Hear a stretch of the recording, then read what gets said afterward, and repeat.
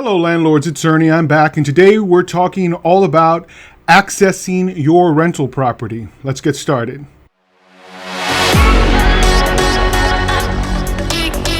As you know, our goal on this channel is to teach you ways to defend your most important assets.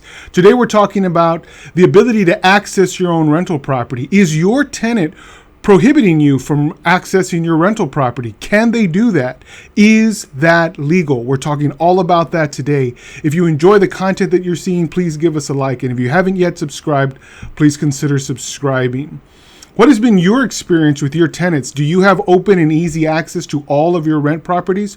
Or have you had the occasion of a tenant who says, no, you're not allowed to come in? If that's the case for you, I'd like to know about it. Comment below. So from time to time, a landlord is going to come across an issue with their tenant that needs to be resolved by the landlord being on the property, either themselves personally or by sending some agent, a contractor or a repair person to go and check out some problem that's on the premises.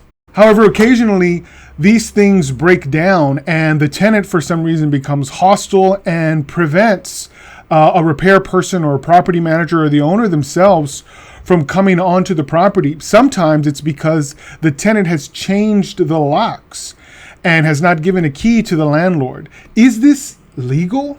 We're going to talk about that. Step one in determining whether or not a landlord has absolute right of entry comes right from the lease. If your lease is absolutely silent on your ability to enter the property, that's going to pose a problem, because without very specific language in your lease, you're going to have to coordinate with your tenant, and a hostile tenant is very difficult to coordinate with. So all landlords should anticipate that at some point they will need to enter the property. I recommend that landlords let their tenants know that from time to time an inspection can be expected. In fact, I recommend that quarterly inspections be scheduled by the landlord at the time of lease signing.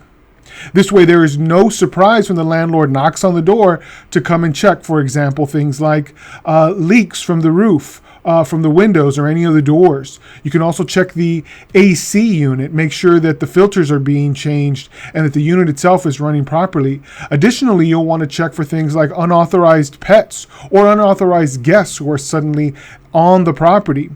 By you making a quarterly check on the premises, you can ensure that the property is being well maintained. That includes inside and outside, as well that the unit and the appliances that are there are also working as they properly should. Now, some leases require that the landlord deliver notice to the tenant in anticipation of an inspection or a repair. If your lease requires that you give notice, you should send that notice in accordance with the terms specified in your lease. However, even if your lease does not require notice, I suggest that landlords should deliver some notice to their tenant.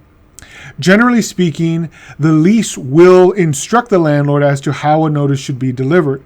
If your lease is silent on that, then if you have an email address, you can use that. If you have a manner of texting that you can contact the client by, that's also good. But an old-fashioned letter also works, and you can mail a letter to your tenant in advance, letting them know that on a specific date you plan to enter the premises in order to, have your quarterly inspection, or that you have scheduled a repair person because of something that even they recommended or requested. If you know at least 1 week in advance that you will enter the premises or that a repair person will be entering, then a letter through the U.S. mail is appropriate. However, you might have to deliver that notice in person if you have no email or no valid way of delivering through text. Make sure that when you deliver the notice to the tenant has actual notice of your intent to enter the property. Generally speaking, a tenant cannot interfere with a landlord who is conducting a repair, nor can a tenant insist on a particular quality or a particular kind of workmanship. The landlord is in charge of making those determinations. And as long as the landlord uses diligence and is reasonable in the method that a repair is being conducted, the tenant simply has to accept what reasonable steps the landlord is taking. You might have a tenant who requires or who insists that only the best materials or only the best, most qualified workmen are allowed to conduct any kind of repairs on the premises. But that's simply not the case generally in the law. If your lease requires that of you, well, that's a totally different story. But generally speaking, a lease does not entitle a tenant to, the absolute best materials and the absolute best workmen for any given repair. And the law by default will simply require that the landlord act on a repair with diligence and do what is reasonable in order to complete that repair. Now, what happens if things go haywire?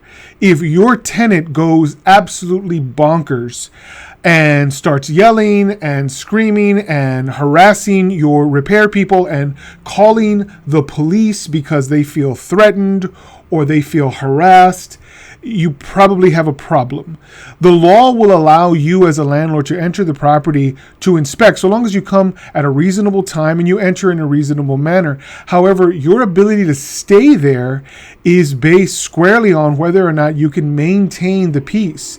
If your entry is not a peaceful one, even if that means your tenant is the one who is breaching the peace, the law will not allow you to continue to stay at the premises. Now, you may be saying, well, I don't understand. The only person who's doing anything wrong is the tenant in this situation. How is it that I am not allowed to complete my repair because the tenant is the one breaching the peace? Well, unfortunately, those are the limits of your ability to be on the premises at that time. However, it is very likely that that behavior by your tenant is enough for you to institute a notice to vacate. Their prevention of you entering the property or completing a repair, although you have done so in a reasonable manner, have given notice, and have maintained the peace on your end, might be enough for you to say, I'm sorry, you are now evicted. You can send a notice to vacate if your lease requires that the landlord be allowed to come in for routine inspections and repairs. If you have followed all the rules in your lease, then it is very likely that a tenant who is preventing you from entering the property is in breach of the lease. That breach may allow you to send a notice to vacate and begin the eviction process. Is this an issue that you are dealing with? Have you been prohibited by your tenant from entering the property? Has your tenant changed the locks without your permission? It's very likely that a provision in your lease prohibits them from altering the premises in any way without your written approval. If these kinds of things are happening to you, let me know in the comments below and I can give you a quick response. However, if you're interested in consulting with an attorney regarding these issues, if you look in the description of this video, you can find a way to set up an appointment with me directly. I'd be happy to counsel with you and discuss what your legal options are. I hope you found this video helpful. If you enjoyed it, please don't hesitate to give us a like. If you're interested in watching more content, here's a video that YouTube seems to think that you would enjoy. Additionally, if you have not yet subscribed, there's a picture of my face right here. Click there and you can subscribe to this channel and be contacted whenever new material comes out every single week. But until next time, landlords, happy leasing.